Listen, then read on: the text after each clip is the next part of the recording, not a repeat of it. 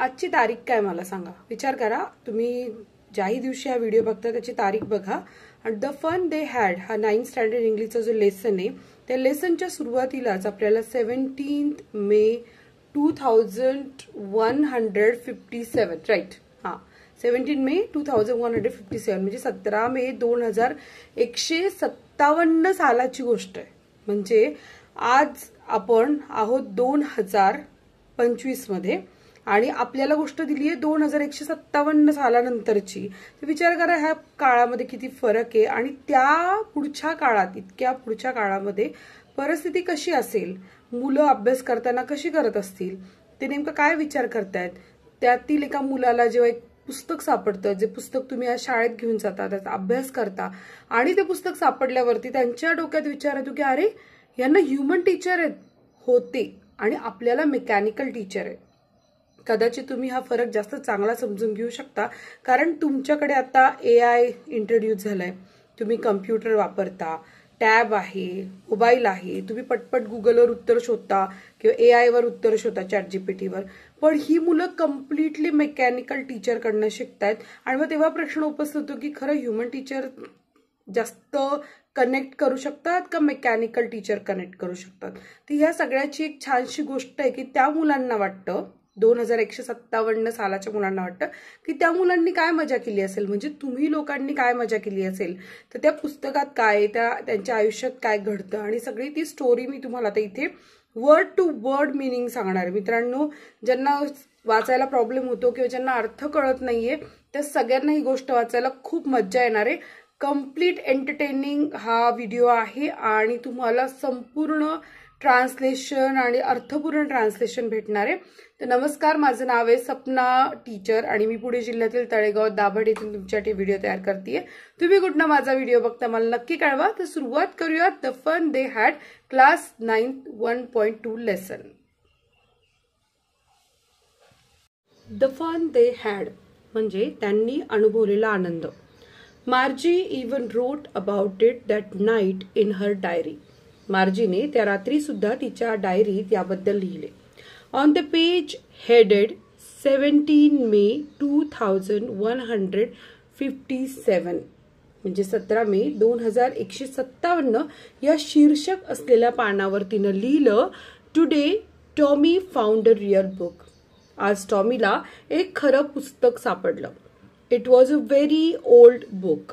ते फार जुनं पुस्तक होतं. Margie's grandfather once said that when he was a little boy, his grandfather told him that there was a time when all stories were printed on paper. म्हणजे मार्जीच्या आजोबांनी एकदा सांगितलं होतं की ते लहान होते तेव्हा त्यांच्या आजोबांनी त्यांना सांगितलं की एक काळ असा होता की सर्व गोष्टी कागदावर छापलेल्या असायच्या. They turned the pages which were yellow and crinkly and it was awfully funny to read words that stood still instead of moving the way they were supposed to on a screen. म्हणजे त्यांनी पानं पलटली जी पिवळसर्व गुंडाळलेली होती आणि ते शब्द जे हलत नव्हते ते वाचताना खूप मजेशीर वाटत होतं कारण ते शब्द स्क्रीनवर नव्हते. तुम्हाला माहिती आहे ना, तुम्ही जेव्हा कम्प्युटर उघडता, कम्प्युटरवरती एखादं ई-बुक काढता तर पटापट शब्द इकडचे तिकडे होतात ना, पण पुस्तकाच्या पानावरचं तसं होत नाही, होतं की नाही. तर त्याच प्रकारे तेही अनुभव ते घेत होते.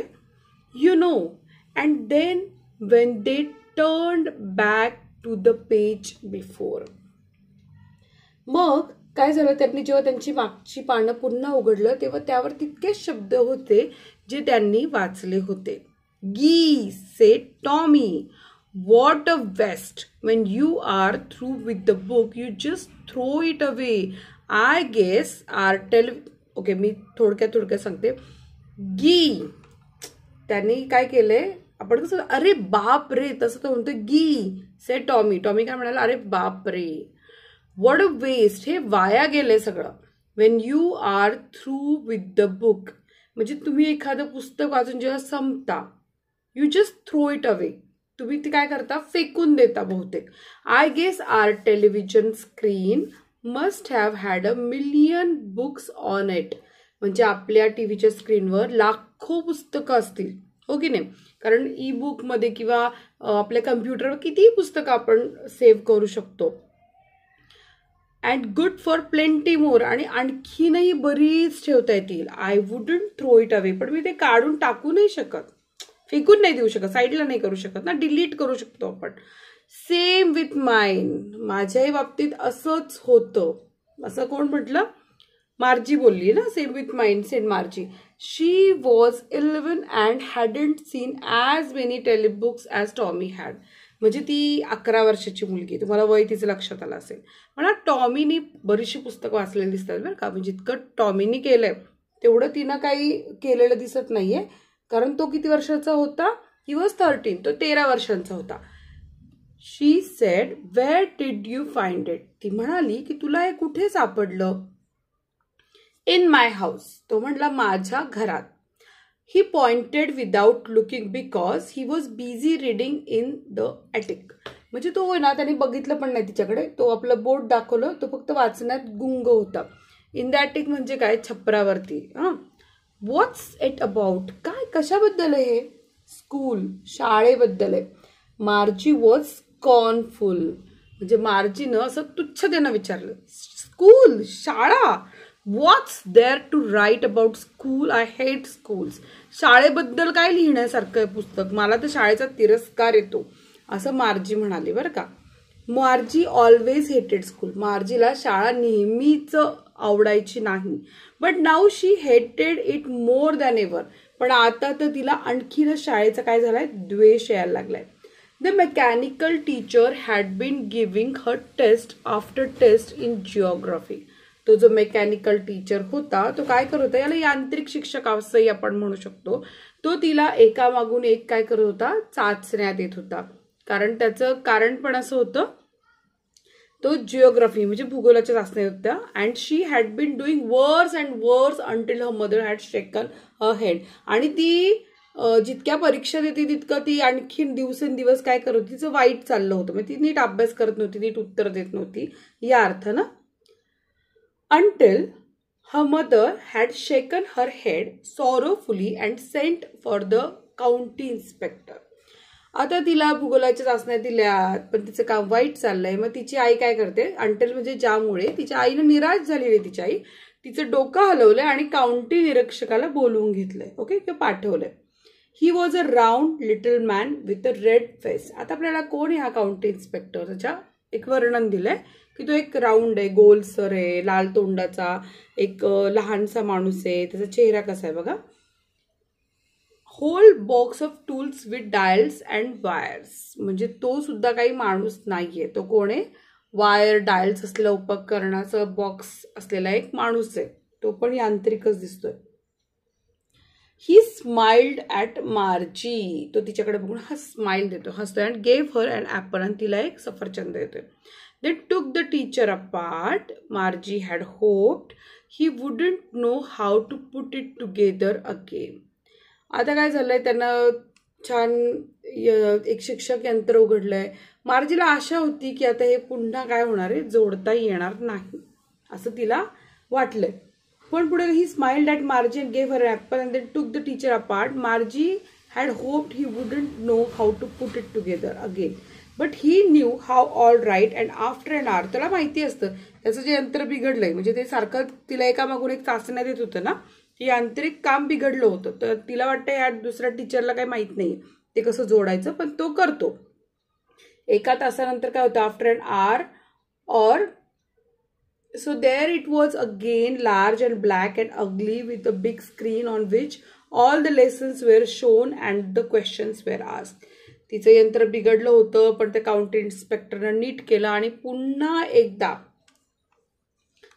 काय होतं की तिला ती जी स्क्रीन असते, काळी स्क्रीन, आणि पुन्हा एकदा ते मशीन दिसलं जे ते मोठं काळं कुरूप आहे, ज्याच्या मोठ्या स्क्रीनवर सगळी शिकवणी दिली जात होती आणि प्रश्न विचारले जात होते. That wasn't so bad. ते इतकं काही वाईट नव्हतं. The part Margie hated most was the slot where she had to put homework and test paper. पण तिला सगळ्यात वाईट वाटणारा किंवा राग येणारा भाग असा होता की तिला एक जागा होती जिथे तिला तिचा गृहपाठ, चाचणीचे पेपर भरावे लागत होते. She always had to write them out in a punch code they made her learn when she was 6 years old. म्हणजे तिला काय करायचं असतं माहिती का, तिला हे सगळं पंच कोड मध्ये लिहायला लागायचं, जो तिने 6 वर्षाची असताना शिकला होता. आणि मग तो यंत्र शिक्षक लगेच गुण काढायचा. तुम्हाला माहिती आहे ना, तुम्ही स्कॉलरशिपला वगैरे कसे उत्तर लिहिता, असं गोल गोल करता, मग कोड असतो, त्या कोड मशीनमध्ये टाकला की आपल्याला लगेच उत्तरपत्रिका मिळते, हो की नाही. त्याला वेळ लागत नाही त्याच्यामुळे. The inspector had smiled after he was finished and patted Margie's head.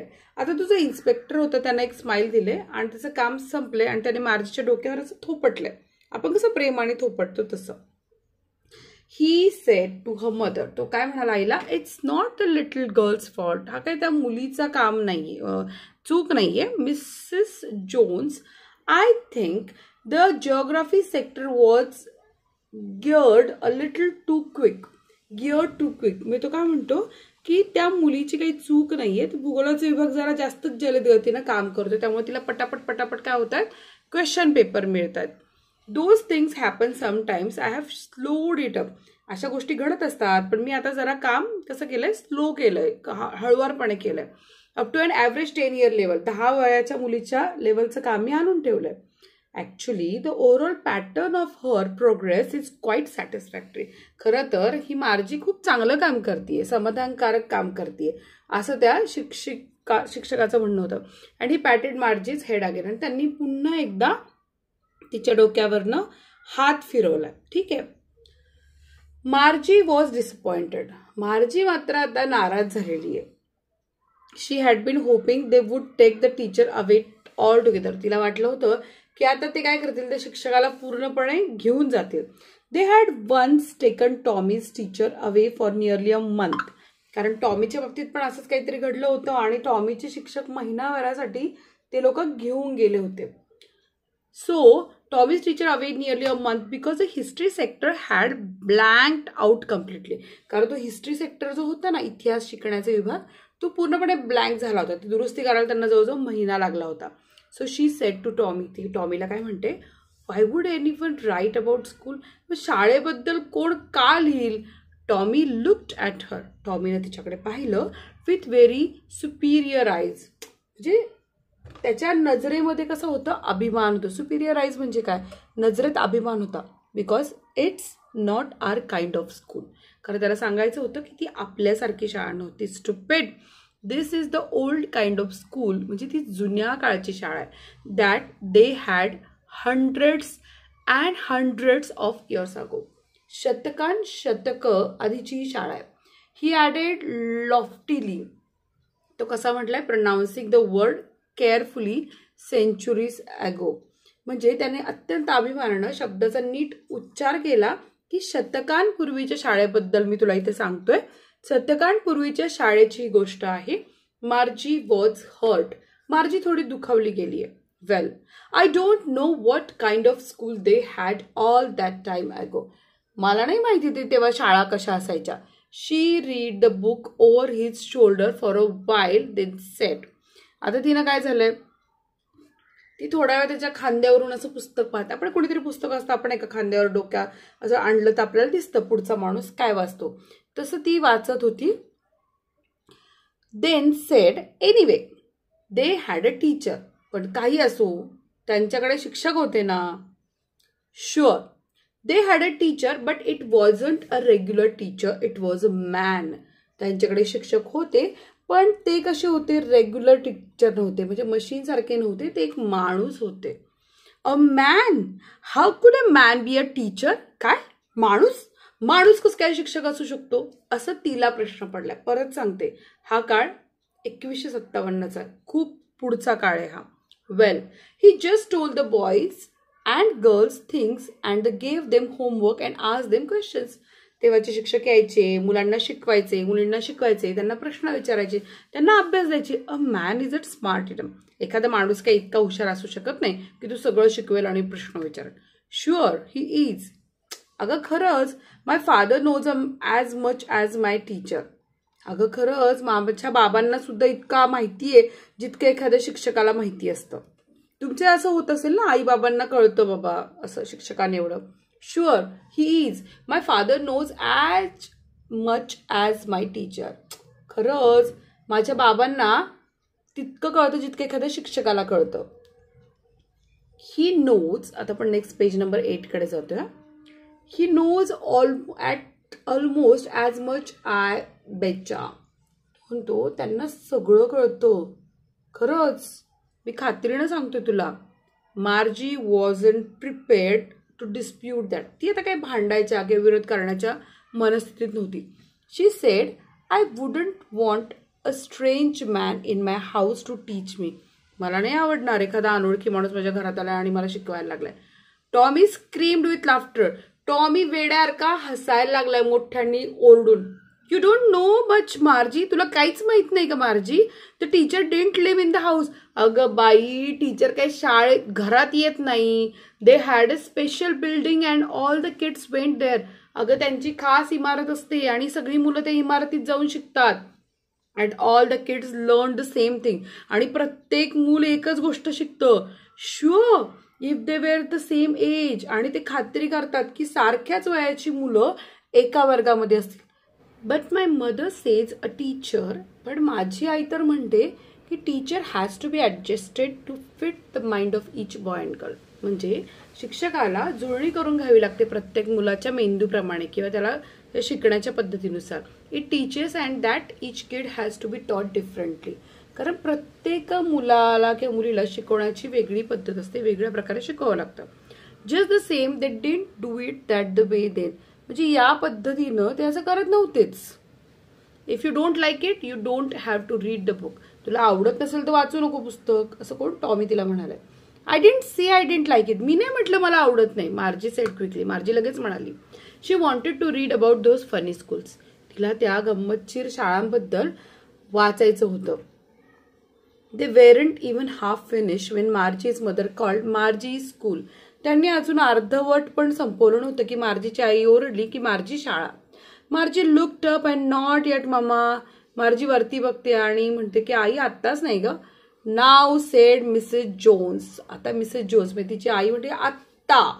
And it's probably time for Tommy too. आणि टॉमीची सुद्धा शाळा आहे त्यामुळं तूही जा टॉमी असं तिला म्हणायचंय. Margie said to Tommy, can I read the book some more with you after school. तर ती आता काय म्हणतीये की मार्जी टॉमीला विचारते, शाळेनंतर मी तुझ्याबरोबर अजून थोडं पुस्तक वाचू शकते का? मे बी, कदाचित. सेड, तो काय म्हणतो? Maybe. He said nonchalantly. तो असा बेफिकीरपणे उदासीनपणे म्हणतो की ठीक आहे कदाचित. He walked away whistling. तो असं शिट्टी शिळ वाजवत चाललाय.